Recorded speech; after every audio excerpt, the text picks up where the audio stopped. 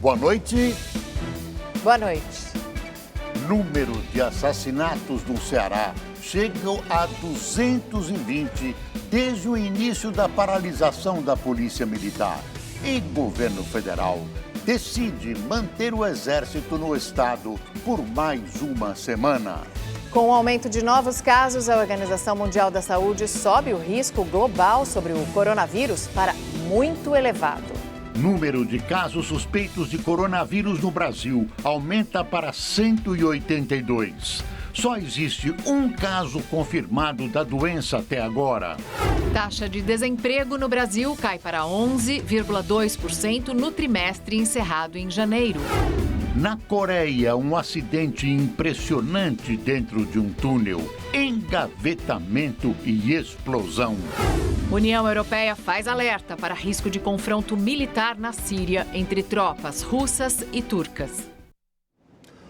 Olha, eu queria informar a você que assiste ao Rede TV News que a partir de hoje a Mariana Godoy será a minha parceira efetiva de bancada.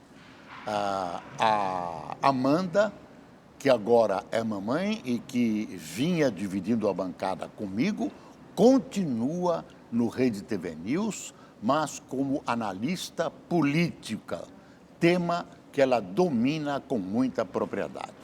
Amanda também continua com o seu programa de entrevistas, o É Notícia, e a Mariana segue com o Mariana Godoy Entrevista. O nosso muito obrigado à querida companheira Amanda, e Mariana, seja bem-vinda. Obrigada, muito obrigada ao Boris, obrigada à Amanda também e a toda a equipe do Rede TV News que me recebeu tão bem nesse novo desafio. Então vamos juntos às notícias.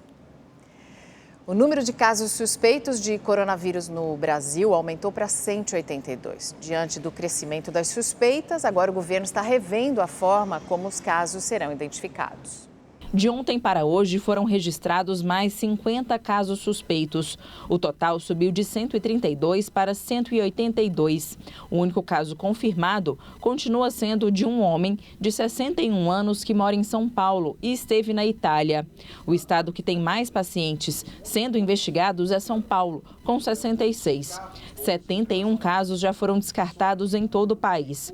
A partir da próxima semana, uma nova categoria será incluída nos levantamentos, a de casos prováveis. Serão assim consideradas as pessoas que tiveram contato próximo com casos confirmados e apresentam os sintomas da doença. Se caso este caso apresentar características clínicas compatíveis, clínicas, radiológicas e tal, compatíveis com uma doença respiratória do coronavírus, não será nem necessário realizar o teste laboratorial específico. A gente confirmará por critério clínico-epidemiológico. O Ministério da Saúde vai distribuir kits para que os laboratórios estaduais possam fazer o exame específico para o coronavírus. Assim, não será mais necessária a realização de um exame de contraprova para confirmar a infecção. Além disso, passará a ser papel das secretarias de saúde fazer a análise de cada caso e considerá-lo suspeito ou não. O volume de casos agora é tão grande que, centralizando no Ministério da Saúde, nós temos muita dificuldade em fazer essa análise. A Secretaria Estadual da Saúde vai fazer a análise e aí manda para o Ministério da Saúde um dado já mais refinado. Uma campanha começará a ser veiculada hoje nas emissoras de TV para explicar os sintomas da doença e como deve ser feita a prevenção. Desde ontem, vídeos de conscientização já circulam nas redes sociais. O Ministério da Saúde ainda vai fazer a compra de 21 tipos de materiais hospitalares para distribuir entre os estados. No entanto, a pasta estava com dificuldade de localizar fabricantes com estoque suficiente de máscaras e aventais. Para resolver esse problema, um novo edital será lançado, permitindo a contratação de mais de uma empresa. Assim, vários fabricantes poderão participar, cada um vendendo no mínimo 500 mil unidades. Ele vai entrar na licitação oferecendo o quantitativo, que deve ser superior a 500 mil, e o preço. Com isso, há já um estudo feito pela BIMO que nós vamos ter, com certeza, fornecedores suficientes para fazer a aquisição nos quantitativos que nós precisamos. Não vai haver necessidade de fazer nenhum não utilizar nenhum instrumento previsto na legislação que pudesse proibir exportação ou fazer requisição dos produtos. A Agência Nacional de Vigilância Sanitária, a Anvisa, também pediu informações aos fabricantes de material hospitalar. Eles terão até o dia 13 de março para prestar esclarecimentos sobre estoque e capacidade de produção. O governo de São Paulo anunciou hoje que vai liberar uma verba extra para o programa de combate ao coronavírus. A repórter Carolina Riguengo está em frente ao Hospital Emílio Ribas e tem mais informações ao vivo. Boa noite, Carolina. Qual é o valor que será entregue para o combate ao coronavírus? Oi, Boris, boa noite a você e a todos. O governo anunciou em coletivo hoje à tarde 30 milhões de reais para o programa de prevenção e informação. Uma cartilha está sendo elaborada e será distribuída em português, espanhol, italiano, chinês também. O governo também anunciou que os 3 familiares do homem infectado com coronavírus não estão mais sob suspeita da doença. A hipótese foi descartada depois de exames laboratoriais. A vítima tem 61 anos e permanece em isolamento domiciliar e passa bem. De ontem para hoje, o número de suspeitos, que era 85, caiu para 66, 15 depois dos exames laboratoriais e outros 22 depois de uma análise dentro dos critérios da Organização Mundial da Saúde. Eles não têm febre alta, nem tosse ou coriza e nem passaram pelos países onde a doença foi confirmada. Porém, há 18 novos casos suspeitos. Carolina Riguengo, ao vivo para o Rede TV News. Obrigada, Carolina. E o Aeroporto Internacional de Guarulhos, na Grande São Paulo, é o maior do Brasil e é também a principal porta de entrada para quem vem de outros países. Desde que o primeiro caso de coronavírus foi confirmado, o caso de um brasileiro que voltou da Itália, a preocupação dos passageiros aumentou. A preocupação está no rosto dos passageiros. A gente fica preocupado porque a gente não sabe como é que está, entendeu? Então a gente tem que prevenir, né não? Então a gente tem que cuidar da gente.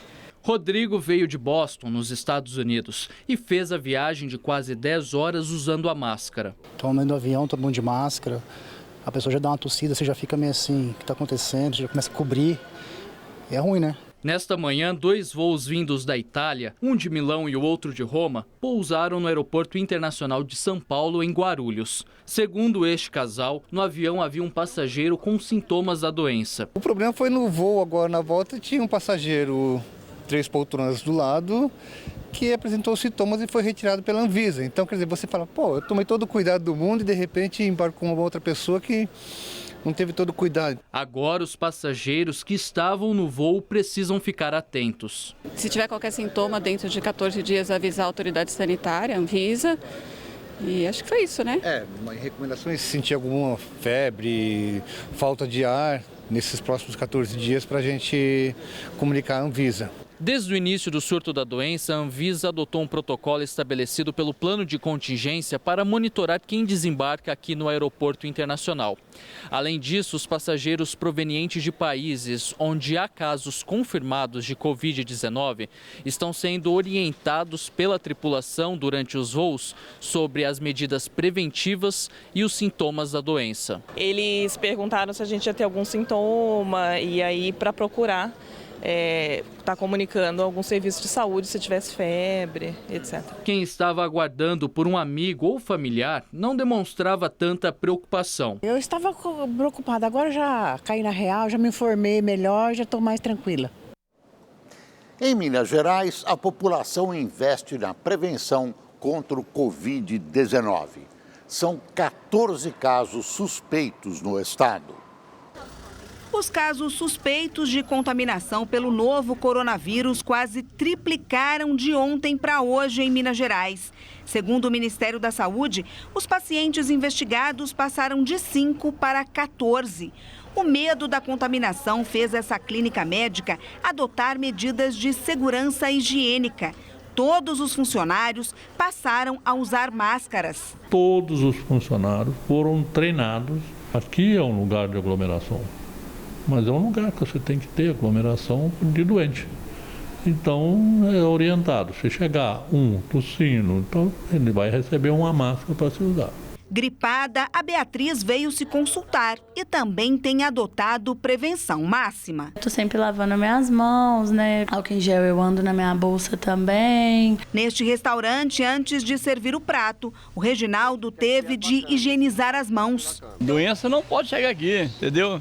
É isso que nós precisamos, todo mundo protegido, com máscara e tudo, e afastar qualquer tipo de enfermidade, doença. As máscaras de proteção viraram um artigo disputado aqui em Belo Horizonte. Tá difícil, quase impossível. Nessa farmácia, a procura pela máscara descartável começou assim que o primeiro caso por contaminação pelo coronavírus foi confirmado em São Paulo. E com o surgimento de alguns casos ainda não confirmados aqui em Belo Horizonte, o estoque foi zerado e os clientes aguardam pelo produto em uma fila de espera. A população está meio assustada, né, com o que está acontecendo, então a procura foi muito acima da demanda, né? A Ana Luísa teve sorte, encontrou o último pacote nessa drogaria. Achou a máscara? Achei, finalmente, depois de muita procura, consegui encontrar.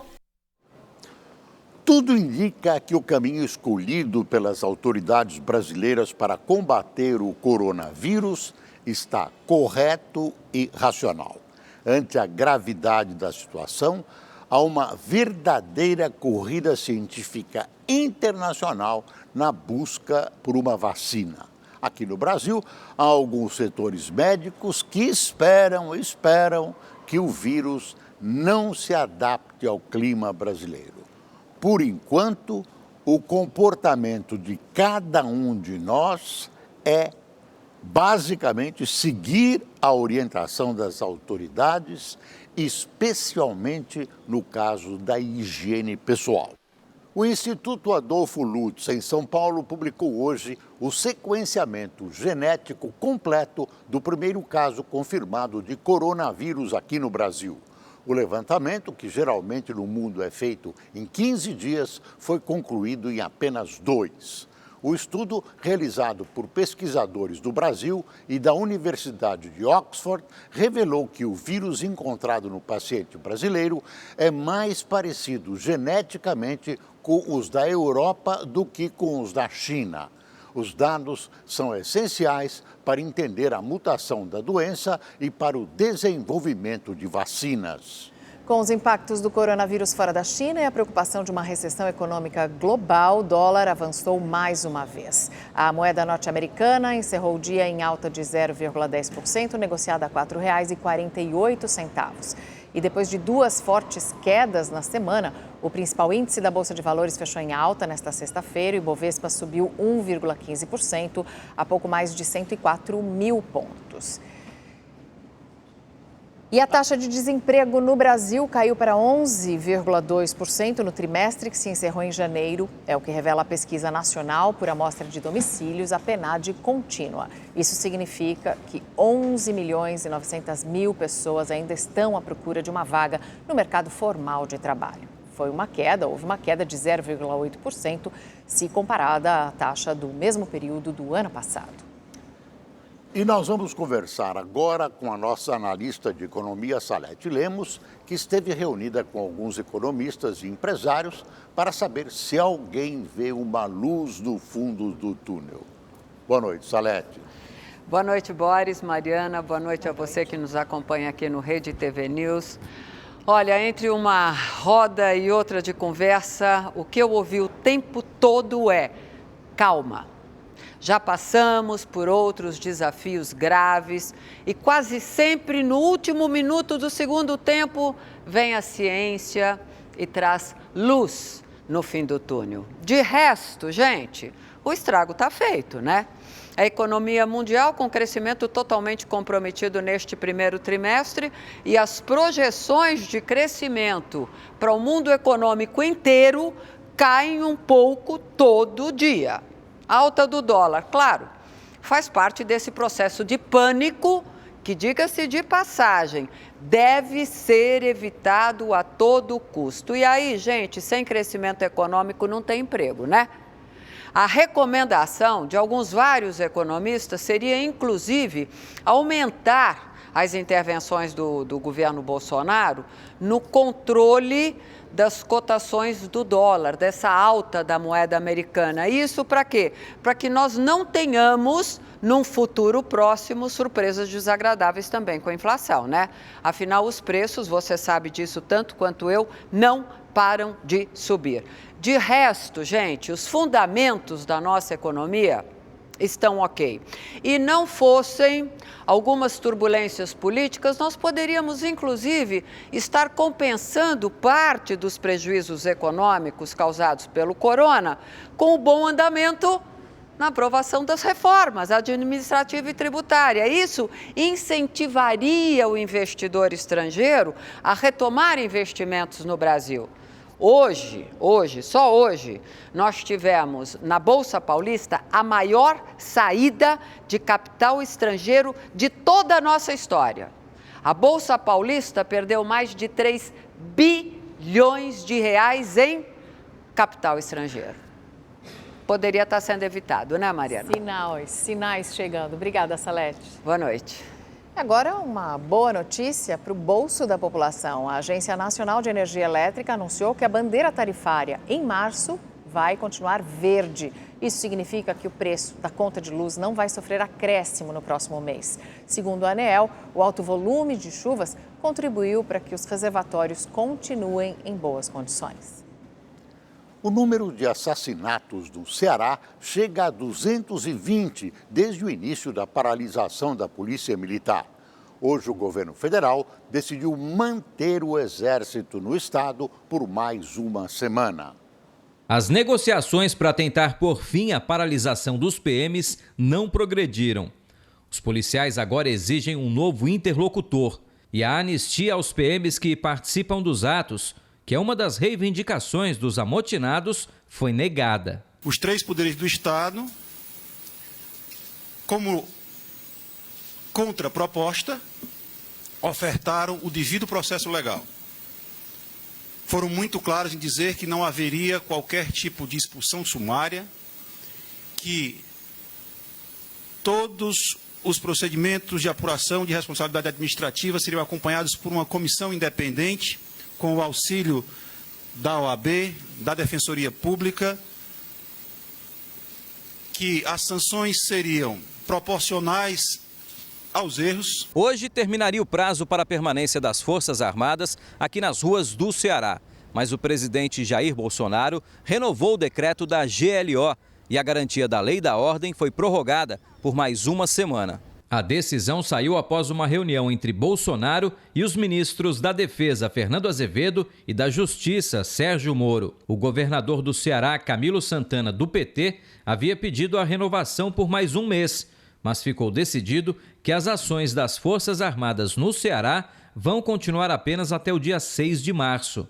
Caso o decreto não fosse renovado, governadores de 6 estados, São Paulo, Rio de Janeiro, Bahia, Maranhão, Piauí e Pará, já haviam se prontificado a enviar tropas militares para reforçar a segurança no Ceará. No começo da noite de ontem, em sua live nas redes sociais, Bolsonaro deu a entender que não iria manter as tropas federais no estado e chegou a mandar um recado ao governador. Que resolva esse problema que é do seu estado. Tá certo? Isso é melhor para todo mundo. Negocie com a sua polícia militar e chegue a bom termo essa questão. Estamos torcendo para isso, porque a GLO minha não é ad eterno. No passado era com outros presidentes, comigo não é. Os assaltos continuam assustando a população. Em Maracanaú, região metropolitana, criminosos fizeram um arrastão em frente a um hospital. O clima ficou tenso dentro e fora da unidade. Na capital, homens do Exército prenderam 2 suspeitos de sequestro. O número de assassinatos foi atualizado pela Secretaria de Segurança Pública.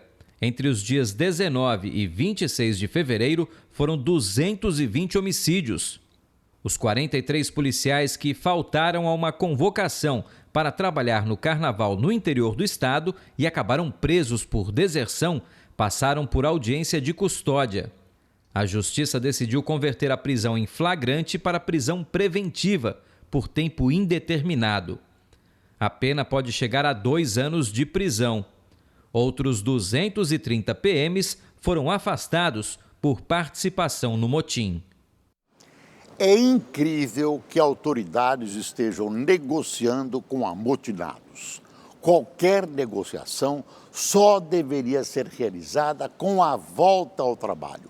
Esses PMs estão desafiando a população e a justiça, que considerou a paralisação ilegal. Qualquer conquista desses amotinados será a senha para a greve de PMs em outros estados brasileiros. É bom lembrar que há 3 anos o governador Paulo Artung, sem partido, disse não aos PMs grevistas do Espírito Santo e colocou em prática as punições previstas por lei. Os PMs voltaram ao trabalho. Infelizmente, o novo governador, Casa Branca, os anistiou. Edson Brites, assassino confesso do jogador de futebol Daniel Correia, foi morto em outubro de 2018, vai a júri popular. A data do julgamento ainda não foi definida. A justiça decidiu que Edson Brites e outros 3 acusados pela morte do jogador vão responder por homicídio triplamente qualificado: ocultação de cadáver, fraude processual, corrupção de menor e coação. Na decisão, a juíza Luciane de Paula negou a denúncia de homicídio contra Cristiana Brites, esposa de Edson. Ela e a filha Alana vão responder apenas por fraude processual, corrupção de menor e coação. O jogador Daniel Freitas foi morto em São José dos Pinhais, na região metropolitana de Curitiba, em outubro de 2018. O empresário Edson Brites, que está preso, confessou ter matado o atleta. O IBAMA encontrou manchas de óleo em volta de um navio sul-coreano que iria para a China e começou a afundar no litoral do Maranhão. O IBAMA registrou a mancha de óleo em um raio de quase 1 quilômetro ao redor da embarcação. O vazamento foi constatado depois de uma inspeção aérea. Segundo a empresa sul-coreana, proprietária do navio, o óleo é apenas um resíduo que estava no convés e não faz parte dos tanques de combustível que estariam intactos. O navio, encalhado a cerca de 100 quilômetros da costa maranhense desde o dia 25, está carregado com 300 mil toneladas de minério de ferro da Vale, que iriam para o porto de Qingdao, na China, além de 4 mil toneladas de óleo. A Marinha do Brasil criou um gabinete de crise na Capitania dos Portos do Maranhão para estudar os possíveis danos ambientais que o navio pode causar. A Vale disse que apoia a operação com envio de rebocadores e colabora com as autoridades marítimas.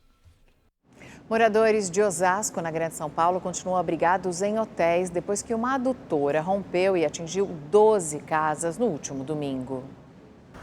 A Sabesp informou que, além de normalizar o abastecimento, providenciou hospedagem para as famílias afetadas em hotéis próximos ao local. Mas para os vizinhos, a medida não é suficiente. O pessoal está precisando aí de uma resposta rápida, porque uns estão fora, estão morando no hotel, quer morar aqui, quer arrumar uma casa por perto aqui para alugar, quer receber logo os benefícios para poder, voltar à vida normal. No último domingo, uma adutora da Sabesp rompeu, atingindo 18 casas em Osasco, na Grande São Paulo. Colchões e cadeiras ficaram cobertos de lama. Os imóveis cheios de rachaduras. Repare que o sobrado onde havia uma barbearia está entortando. Os reparos feitos no asfalto após o rompimento da adutora estão cedendo. Imagens registradas por moradores mostram a água vazando e invadindo as residências. Está correndo o risco da parede cair. 12 casas foram interditadas pela Defesa Civil. 2 delas vão precisar ser demolidas. Olha essa aqui, por exemplo. Repare na espessura das rachaduras dessa casa. Essa casa é do Washington. Washington, você está para fora e como é que está essa situação? Tá complicado. Por enquanto, a Sabesp não deu nenhuma posição para a gente. Fala que vai resolver nosso problema, fala que vai resolver. Mas por enquanto não resolveu nada. Está se sentindo abandonado. 7 anos foi para conquistar todos os meus móveis, tudo com muito esforço, com muita luta, e até agora eles estão me deixando largado. A Sabesp prometeu dar uma resposta aos moradores até a próxima segunda-feira e disse que a companhia irá alugar residências para os moradores de imóveis que precisarem de reformas ou demolição. Rede TV News fica por aqui. Boa noite. Boa noite.